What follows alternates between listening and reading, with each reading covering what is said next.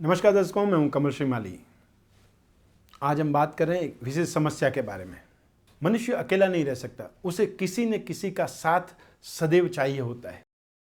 जब एक उम्र आ जाती है तो उसे जीवन साथी की आवश्यकता होती है, जो उसके साथ में जीवन निर्वाह करे, जो उसके साथ में कंधे से कंधा मिला करके उसके साथ में इस जीवन रूपी नैया को खे।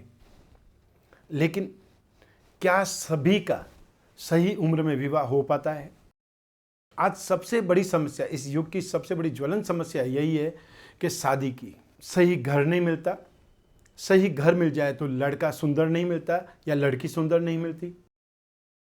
यदि सुंदर मिल जाए, दोनों ही चीज हो जाए, घर भी अच्छा मिल जाए, लड़का भी स्मार्ट मिल जाए, तो नौकरी करने वाला या कोई काम धंधा करने वाला नहीं मिलता। ऐसे कई व्यवधान हैं जो कि इस समाज में देखने को मिलते हैं जब लड़के या लड़की का विवाह करने की उम्र हो जाती है। तो इन्हीं परिस्थितियों के कारण कुछ न कुछ देरी होती चली जाती है। कभी कुंडली मिलान नहीं हो रही है, तो कुंडली मिलान का एक ऐसा ये षड्यंत्र कहूँ या एक गलत धारणा कहूँ या एक ऐसी परंपरा कहूँ जिस पे कि कोई न कोई कारण से माँ बाप को डराया जाता है। सही ज्ञान बहुत कम लोगों को है। मंगली कुंडली है या नहीं है, मैं ये दावे के साथ में कह सकता हूं कि शायद 50% ज्योतिषी ही सही जानते होंगे कि मंगली कुंडली की परिभाषा क्या है।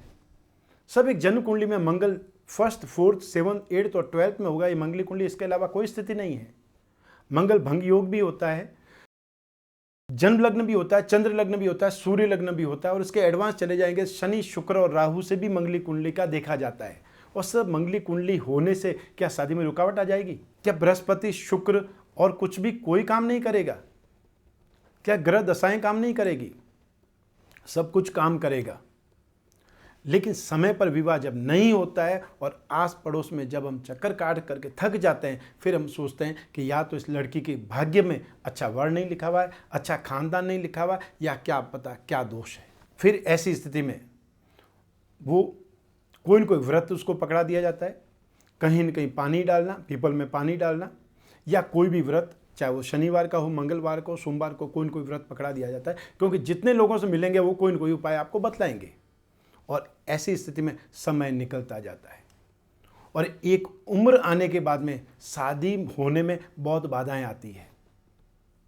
या तो एक प्रैक्टिकल प्रॉब्लम है, मुझे कैरियर ओरिएंटेड है, चाहे लड़की को कैरियर की चिंता है इसलिए वो समय पर शादी करने से कतराती है या अपने माँ बाप को इनकार करती है। लेकिन कोई भी परिस्थिति ऐसी नहीं है, फिर भी शादी नहीं हो जाती है, नहीं हो पाती है, तब ये समस्या आती है अब क्या किया जाए। तो जो कुंडली का योग है वो तो हर कोई देख करके नहीं बता पाएगा, जितने मुंह उतनी बातें ये चलती रहेंगी। तब क्या किया जाए? तो ऐसी स्थिति में आपकी लड़की पार्वती मंगल स्तोत्र होता है, उसका पाठ करे रोजाना। शिव गौरी कवच, शिव गौरी अनुष्ठान होता है, शिव गौरी की पूजा उपासना होती है। विवाह में आने वाली बाधाओं को लेकर के जो भी पूजा उपासना होती है उसमें मुख्य कात्यायनी का जिक्र आता है। पार्वती का एक रूप कात्यायनी भी है, तो कात्यायनी की पूजा उपासना होती है। लेकिन क्या कोई हर लड़की पूजा पाठ कर सकती है? सही ढंग से उसको पूजा पाठ का ज्ञान देने वाला व्यक्ति मिल सकता है? क्या वो सीख सकती है? क्या उसके पास में इतना समय है कि वो पूजा पाठ या व्रत अनुष्ठान कर पाए? तब ऐसी परिस्थिति में फिर वहीं आकर के खड़े हो जाते हैं कि करें तो क्या करें।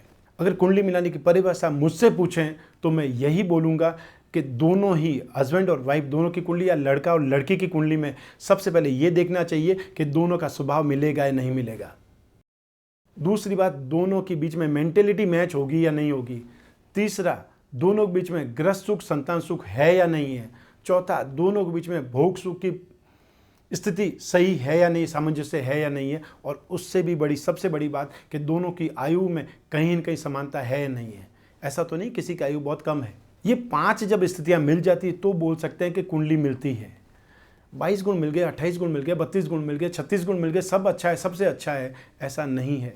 सब गुण मिलने से कुंडलियां नहीं मिलेगी, और ऐसी कुंडली मिला करके आपको कुछ हासिल भी नहीं होगा। शादी नहीं होना एक समस्या है, शादी होने के बाद में दाम्पत्य सुख नहीं मिलना यह उससे भी बड़ी समस्या है। और ऐसी स्थिति में 2 परिवार खराब होंगे, एक लड़के का और एक लड़की का, दोनों का।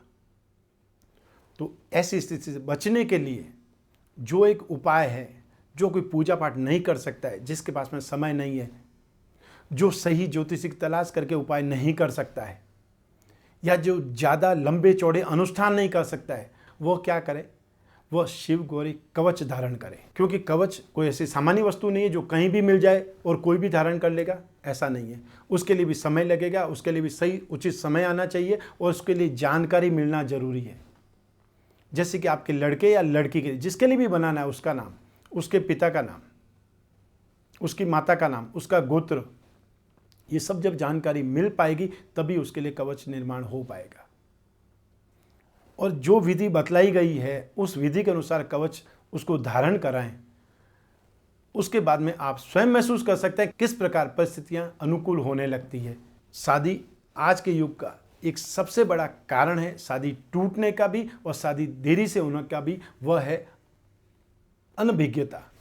अर्थात हम जानकारी पूरी नहीं रखते हैं, हम सिर्फ और सिर्फ ऊपरी वातावरण, ऊपरी आवरण देख करके शादी का समझौता करने बैठ जाते हैं। लेकिन एक बात और मैं आपको बता दूं कि जिनकी शादी हो चुकी है, चाहे कुंडली मिली या नहीं मिली, अब उनके जीवन में जो कष्ट है, दाम्पत्य सुख से संबंधित जो कष्ट है, उसके लिए क्या करें? उसके लिए भी आप शिव गौरी कवच धारण कर सकते हैं, शिव मंगला गौरी की पूजा कर सकते हैं या पार्वती मंगल स्तोत्र का पाठ कर सकते हैं। कोई ज़रूरी नहीं है कवच धारण हर कोई अफोर्ड कर सके कवच, ये भी ज़रूरी नहीं है। लेकिन जो अफोर्ड नहीं कर पाएगा उसके लिए भी मैं उपाय बता रहा हूँ, और जो अफोर्ड कर सकते हैं उनके लिए भी मैं उपाय बता रहा हूँ। तो एक बार प्रयास करके ज़रूर देखें। जिनकी शादी नहीं हो पा रही है और जो माता पिता इस शादी नहीं होने के कष्ट से त्रस्त हैं, उनके लिए ये उपाय कारगर होगा। तो आप अपने जीवन में कोई भी कष्ट ना देखें, आपकी संतान का विवाह समय पर हो और उन्हें पूर्ण रूप से संतान सुख, दाम्पत्य सुख, सारे सुख उनको नसीब हो, इसी कामना के साथ में आज बस मुझे यहीं विदा दीजिए। स्वस्थ रहिए, प्रसन्न रहिए, अपना ख्याल रखिए। नमस्कार।